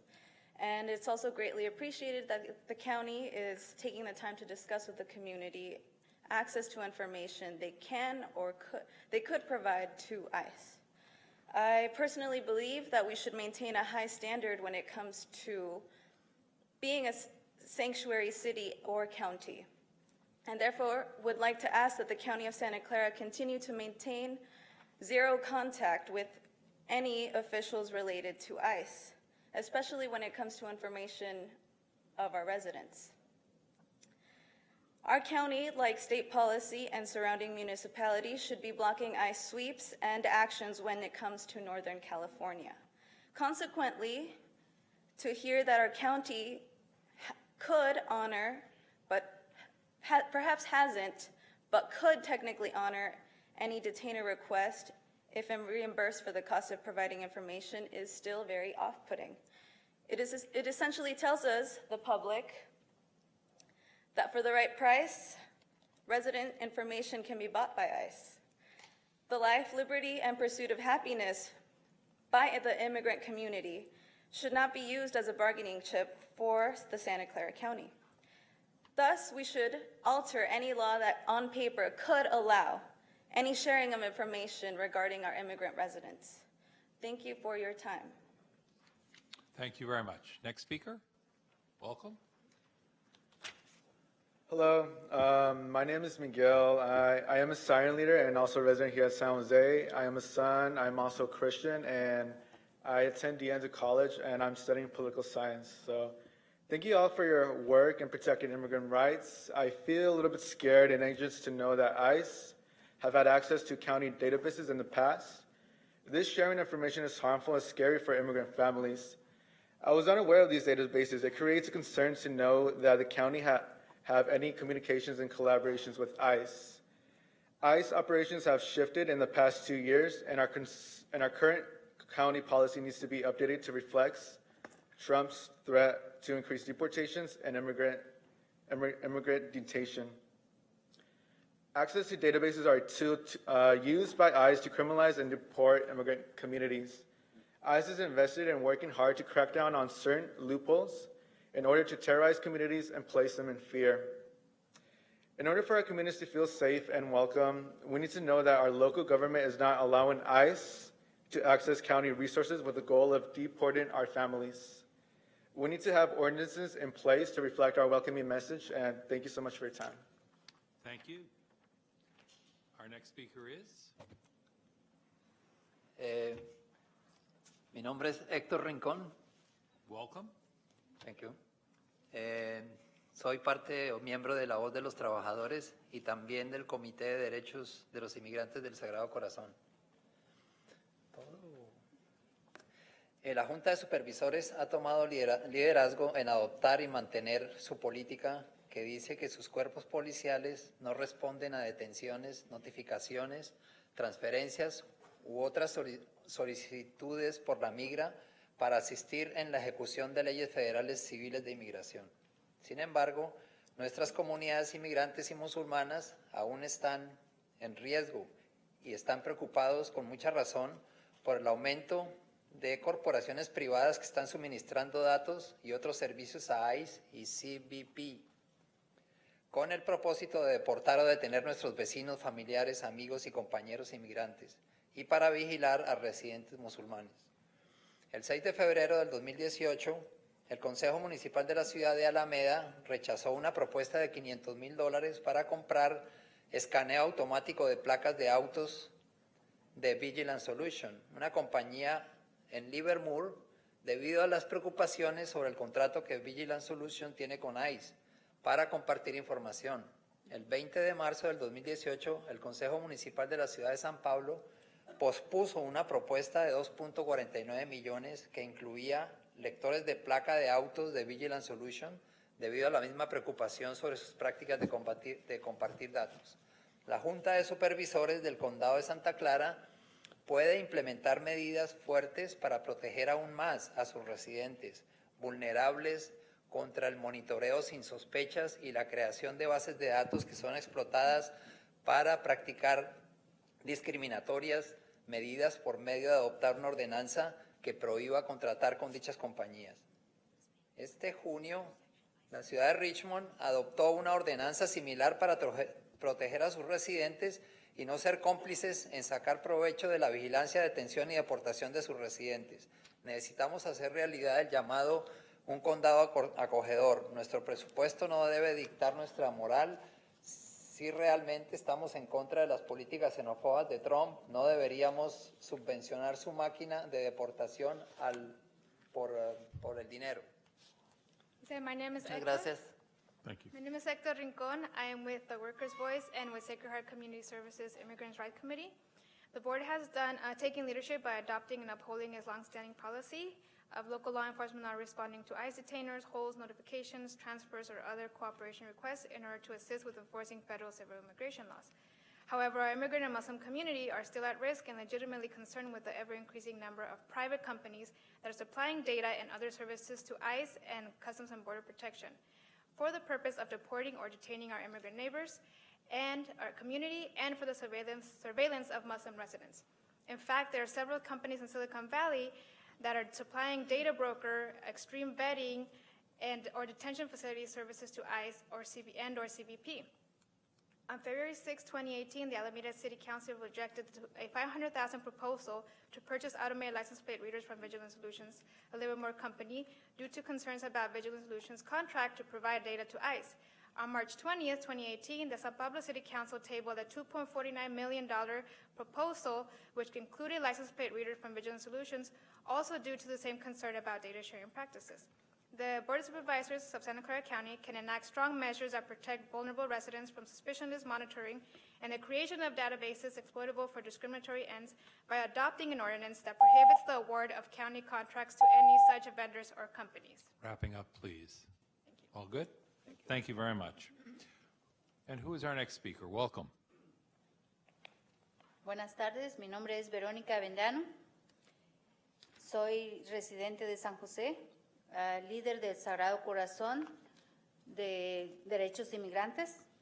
Aplaudo al condado por tomar liderazgo en proteger a sus residentes inmigrantes, refugiados, pero aún hay más que hacer. Puede hacer para proteger contra la separación de familias en manos de la migra. Algo que se pueda hacer es como la ciudad de Richmond, adaptar una ordenanza que protege que el condado prohíbe haga contratos con compañías que tengan contratos con ICE o CBP para compartir nuestra información. Hello, my name is Veronica Vendano. I'm a member of Sacred Heart's Immigrant Rights Committee and a longtime resident of San Jose.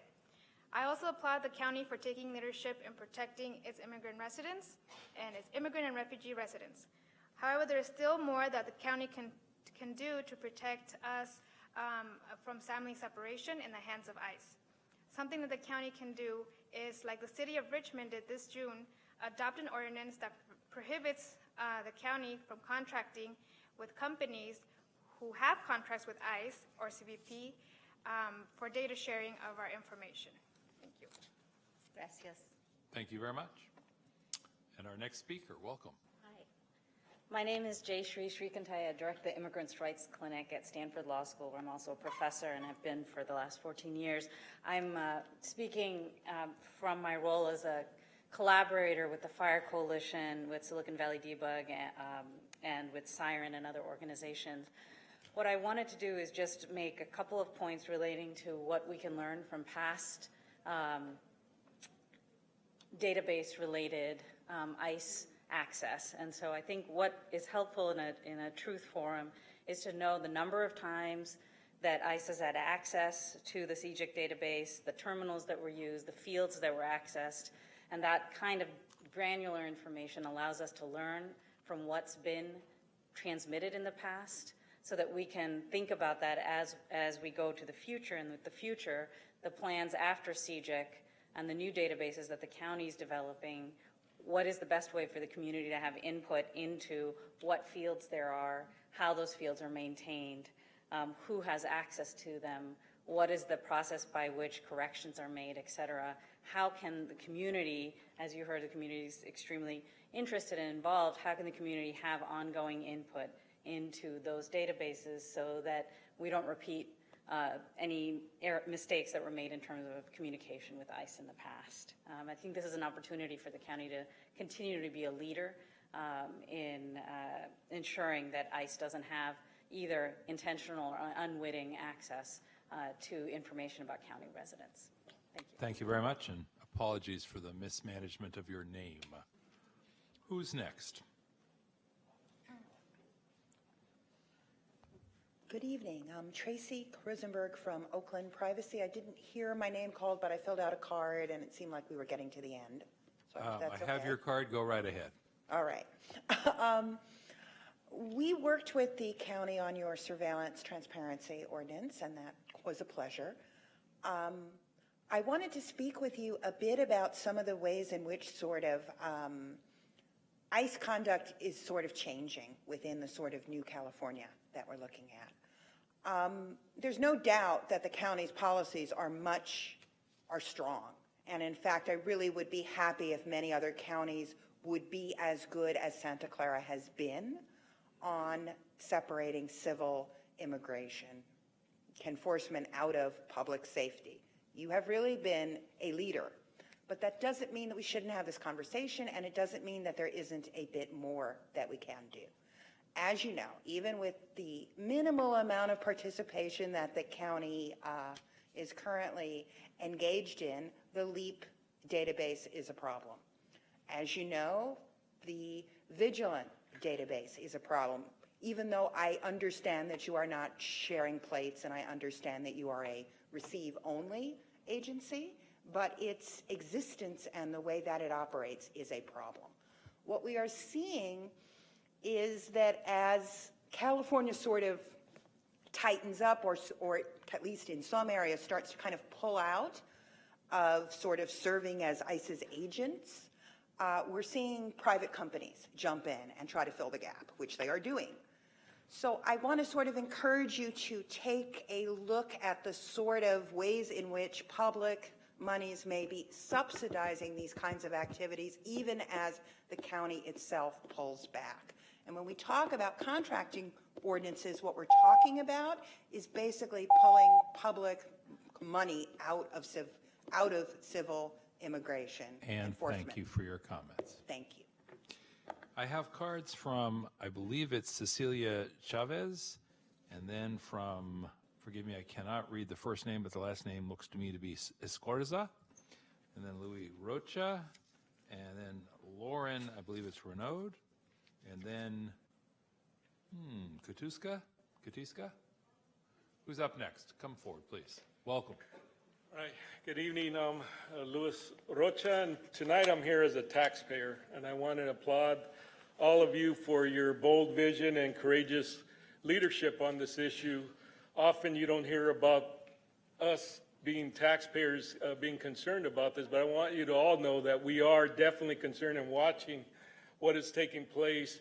We obviously can't control the actions of the federal government, although in due time that may be corrected, but we can make sure that our voices are heard here at the local level, and so thank you again for hosting this forum. But what I want to also stress is that we need to also have the best firewalls there is to protect the data, and not so much to protect it from you all, but from those that may have ulterior motives to use it against the residents of this county. And as a lifelong resident, I believe we're all safer together when the whole community is comfortable in coming forward to law enforcement and seeing that the community is protected as a whole and not just selectively. So with that in mind, I hope you can continue on this course and also take the bold steps necessary to make sure that all the residents in this county feel protected and feel that they are empowered to be able to live the lives that they have started here. Thank you. Thank you. And our next speaker, welcome. Good afternoon. You can speak right from there, the Oh, microphone. I can? It's a Okay. magic microphone. Thank you. Didn't know that. Okay. So my name is Cecilia Chavez. I'm with Silicon Valley Debug, and want to reiterate what others have said here. Thanking the board and our county for having a robust policy. And the work that we do at Silicon Valley Debug, we work with individuals who are affected by the criminal court process. I know very well the entanglements between criminal and immigration courts. We've been in contact with county council as a short fix to remove the place of birth from the booking sheet. Hopefully we get an answer soon. Along with the other ask, I know this board has already voted on, is the criminal carve-outs for deportation defense. I know that the board already has voted on it, but it's my duty as an advocate to bring it up any time that there is a chance to do so. And as we're moving from the physical handing off of our folks to the virtual part of handing information over, folks who have serious and violent convictions are still in the crosshairs of immigration. So there are folks in this room present that are present here in the county because of our detainer policy, where their information wasn't handed off to ICE, and we thank you for that. But in terms, if they were able to ever to be put in deportation defense, the carve-outs that this county has for serious and violent offenders, those funds wouldn't be able to support their deportation defense. So we ask for that to be revised. I know it's been voted on again, but it's my duty as an advocate to bring it up every time I can. Thank you very much. Thank you.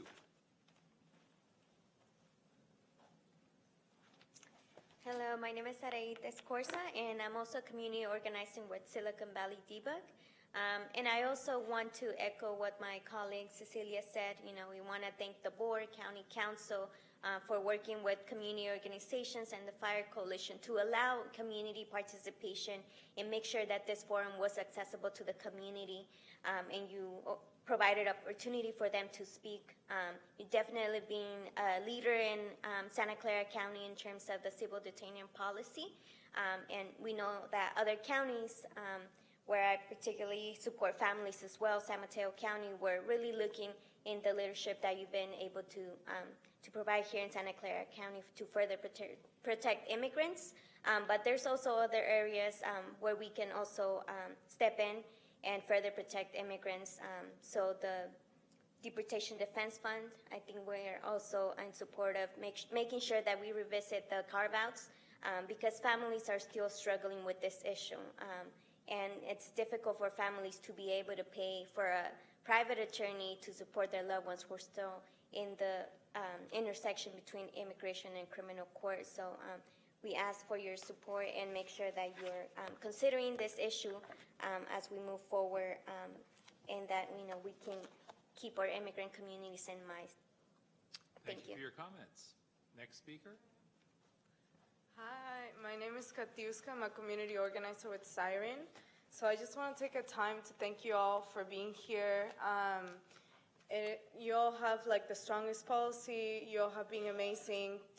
We've been able to bring a lot of our leaders here. You all have heard from people directly impacted, members of the community, how important this issue is for them. So we appreciate your work. I just want to reiterate the 4 things that we're focusing on today, which is making our county local policy stronger by adopting an ordinance. 2, taking out the place of birth from databases. 3, adopting an ordinance that prohibits the county to contract with companies that collect information or create databases that can be shared with ICE or CBP. And 4th, ensuring that the county's investments are to support the immigrant community and are available and to assist all immigrants regardless of their criminal record. So again, I want to thank you all, and we look forward to having a conversation with you all about these issues and being how we can truly support the immigrant community locally. Thank you so much for your work, and we're extremely glad that this happened and that our leaders were able to come here to speak to you directly about issues that are important for them and their families. Thank you. Thank you very much. And I have one more card from Lauren. Is it Renaud or Renaud? I pronounce it Renaud, but Renaud would be the... Well, if you pronounce it that way, I'll try and pronounce it that way. Thank you. Welcome. Sure. Good evening. My name is Lauren Renaud, and I'm with Showing Up for Racial Justice, and we're here in support of DBUG and the Immigrants' Right Committee at Sacred Heart. I'm also an analyst with a master's degree in data analytics. I share others' concerns about the county's contracts with Vigilant Solutions and Palantir because I know that data collection at this scale is precarious at best and that black box machine learning has unintended consequences. Our residents should not be fodder for experimental projects for external for-profit companies. These are not trustworthy organizations. They cast very wide nets in their tracking products that would terrify some people if they knew the extent to which these organizations are tracking people. And they have no concern about profiting off of deportations. We're also concerned that ICE did enter the jail this year and we do not feel the county has done enough to ensure this will not happen again. We also want more details about what county data ICE has already accessed and how frequently. All of our neighbors deserve to feel safe. Thank you for your time. Thank you. And let me just ask County Council, because I know a piece of this has been focused on the Sheriff's Department, which is, of course, is led by an independently elected official. Do we have a Sheriff's Department representative who wants to speak tonight? I don't. We had passed along the questions regarding data, number of access, things like that to the Sheriff's Office, and we had been expecting a representative from the Sheriff's Office to be here to answer those questions. We don't have that information back from them. I do know the Sheriff herself was intending to be present, but let us know before this forum that she was actually ill, but we thought that there would be someone else from the Sheriff's Office here. So we actually don't have that information, but we did pass along the questions to the Sheriff's Office. All right. Well, for those of you who are here, let me say thank you. I know that it is not always convenient to be here at this location, particularly at this time, so thank you again. This is a community forum, so you have been heard tonight, and we have the papers as well as the record of what you have said. We are not in a position to take action tonight because it is just a hearing forum, but individual members of the Board of Supervisors may certainly put forward proposals in response if they wish in the weeks and months ahead, and or we may hear from folks in either the County Council's office or in our administration. Mr. Williams, I'm going to ask you to close us out before we adjourn the meeting. I don't think we have any further comments, but I did want to make sure we have an opportunity to the Probation Department and Public Defender's Office if they had anything they wanted to add. Folks?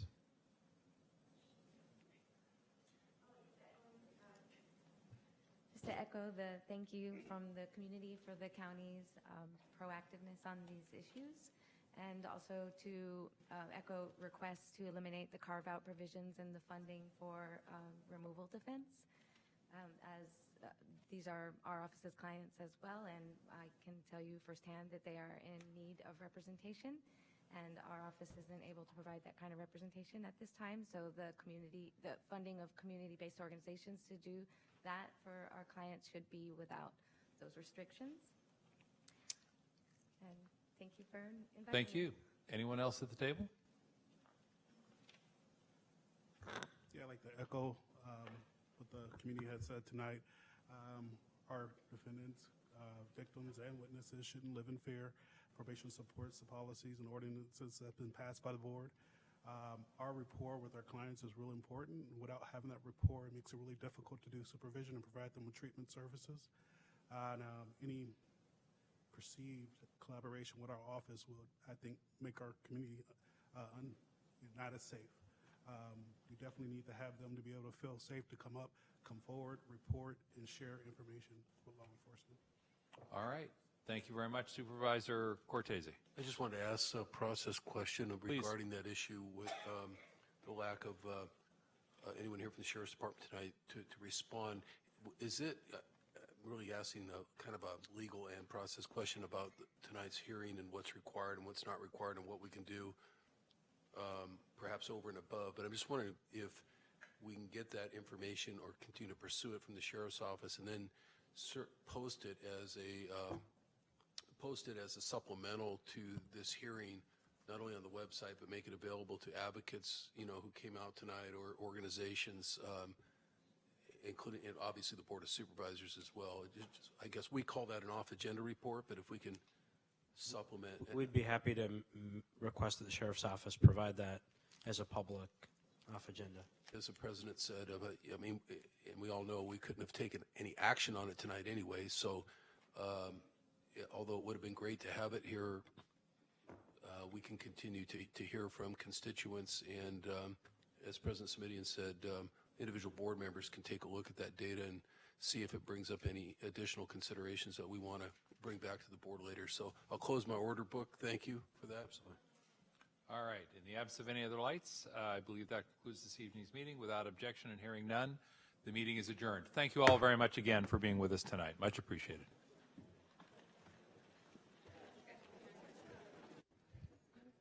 And is the clerk of the board still here, Ms. Doyle? If I could get a moment with you and with the county council, please.